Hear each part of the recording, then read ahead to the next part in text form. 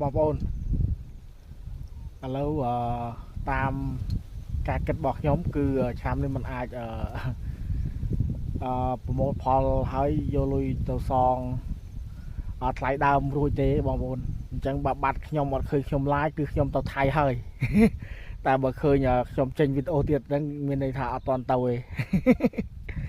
តែបើអត់ឃើញខ្ញុំថតផុសទៀតទេ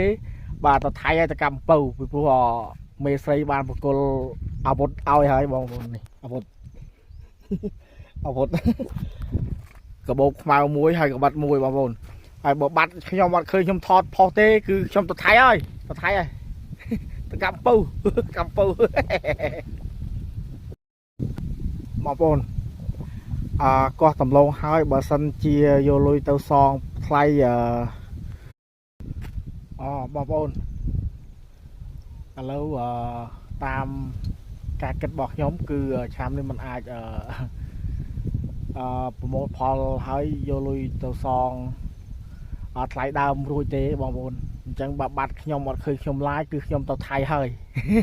តែបើឃើញខ្ញុំចេញវីដេអូទៀតហ្នឹងមានន័យថាអត់តន់ទៅទេ តែបើអត់ឃើញខ្ញុំថតផុសទៀតទេបាទទៅថៃហើយទៅកម្ពុជាពីព្រោះមេស្រីបានបកគលអាវុធឲ្យហើយបងប្អូននេះអាវុធ អាវុធ កបោកខ្មៅមួយហើយកបាត់មួយបងប្អូនហើយបើបាត់ខ្ញុំអត់ឃើញខ្ញុំថតផុសទេគឺខ្ញុំទៅថៃហើយទៅថៃហើយ ទៅកម្ពុជា កម្ពុជា បងប្អូនកោះដំឡូងហើយបើសិនជាយកលុយទៅសងថ្លៃ